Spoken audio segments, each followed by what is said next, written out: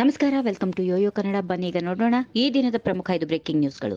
ಅಯೋಧ್ಯೆಯಲ್ಲಿ ರಾಮ ಮಂದಿರ ಉದ್ಘಾಟನೆಗೆ ಎಲ್ಲಾ ರಾಜಕೀಯ ಪಕ್ಷಗಳನ್ನ ಆಹ್ವಾನಿಸದಿರುವ ಬಗ್ಗೆ ಅಸಮಾಧಾನ ವ್ಯಕ್ತಪಡಿಸಿರುವ ಲೋಕೋಪಯೋಗಿ ಸಚಿವ ಸತೀಶ್ ಜಾರಕಿಹೊಳಿ, ಇಡೀ ಕಾರ್ಯಕ್ರಮ ಏಕ ವ್ಯಕ್ತಿ ಪ್ರದರ್ಶನವಾಗಿದೆ ಎಂದು ಹೇಳಿದ್ದಾರೆ. ರಾಮ ಮಂದಿರ ಉದ್ಘಾಟನೆಗೆ ಎಲ್ಲಾ ರಾಜಕೀಯ ಪಕ್ಷಗಳನ್ನ ಆಹ್ವಾನಿಸಬೇಕು. ಉತ್ತರ ಪ್ರದೇಶದ ಮುಖ್ಯಮಂತ್ರಿಯನ್ನ ಹೊರತುಪಡಿಸಿ ಬೇರೆ ಯಾವ ಮುಖ್ಯಮಂತ್ರಿಗಳಿಗೂ ಆಹ್ವಾನ ನೀಡಿಲ್ಲ. ಆದರೆ ಆಹ್ವಾನ ಬಂದರೂ ಕೂಡ ಕಾರ್ಯಕ್ರಮದಲ್ಲಿ ಭಾಗವಹಿಸುವುದಿಲ್ಲ ಎಂದು ಸಚಿವರು ಸ್ಪಷ್ಟಪಡಿಸಿದರು.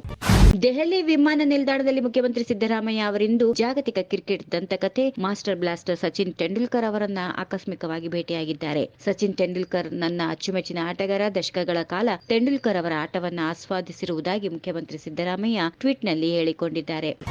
ರಾಮ ಮಂದಿರ ಉದ್ಘಾಟನೆಯ ಸಂದರ್ಭದಲ್ಲಿ ಕರಸೇವಕರನ್ನ ಬಂಧಿಸುವ ಅಗತ್ಯ ಏನಿತ್ತು? ಹೀಗೆಂದು ಮಾಜಿ ಸಿಎಂ ಬಸವರಾಜ ಬೊಮ್ಮಾಯಿ ಪ್ರಶ್ನಿಸಿದ್ದಾರೆ. ರಾಮ ಮಂದಿರ ಹೋರಾಟ ಸಂದರ್ಭದಲ್ಲಿ ಹುಬ್ಬಳ್ಳಿ ಪ್ರಮುಖ ಕೇಂದ್ರವಾಗಿತ್ತು. ಹೀಗಾಗಿ ಅಲ್ಲಿ ಅನೇಕರ ಮೇಲೆ ಪ್ರಕರಣಗಳು ಇದ್ದವು. ಅವರನ್ನೇ ಈ ಸಂದರ್ಭದಲ್ಲಿ ಬಂಧಿಸುವ ಅವಶ್ಯಕತೆ ಏನಿತ್ತು ಎಂದು ಕೇಳಿದ್ದಾರೆ.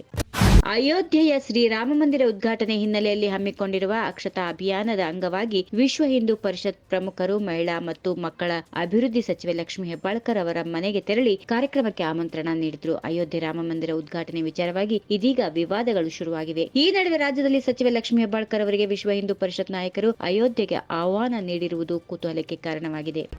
ಸಿದ್ದರಾಮಯ್ಯ ಅವರಂತೆ ಯತೇಂದ್ರ ಸಿದ್ದರಾಮಯ್ಯ ಕೂಡ ಹಿಂದೂ ವಿರೋಧಿ ಹೇಳಿಕೆ ನೀಡಿದ್ದಾರೆ. ತಂದೆಯಂತೆ ಮಗ, ನೂಲಿನಂತೆ ಸೀರೆ ಎಂದು ಮಾಜಿ ಸಚಿವ ಸುರೇಶ್ ಕುಮಾರ್ ಕಿಡಿಕಾರಿದ್ರು. ರಾಜ್ಯದಲ್ಲಿ ಹಿಂದೂ ವಿರೋಧಿ ಕಾಂಗ್ರೆಸ್ ಸರ್ಕಾರ ಇದೆ. 3 ದಶಕದ ಹಿಂದಿನ ಪ್ರಕರಣದಲ್ಲಿ ಕರಸೇವಕರನ್ನ ಬಂಧಿಸಿದ್ದಾರೆ. 30 ವರ್ಷದಿಂದ ಓಡಾಡುತ್ತಿದ್ದಾಗ ಯಾಕೆ ಬಂಧಿಸಿಲ್ಲ? ಹಿಂದೂಗಳನ್ನ ಬಂಧಿಸುವ ಕೆಲಸ ಮಾಡುತ್ತಿದೆ. ಸರ್ಕಾರದ ವಿರುದ್ಧ ನನ್ನ ಹೋರಾಟ ಮುಂದುವರಿಯುತ್ತದೆ ಎಂದು ತಿಳಿಸಿದರು. ಈ ವಿಡಿಯೋ ನಿಮಗೆ ಇಷ್ಟವಾದಲ್ಲಿ ಲೈಕ್ ಮಾಡಿ, ಶೇರ್ ಮಾಡಿ, ಸಬ್ಸ್ಕ್ರೈಬ್ ಮಾಡಿ.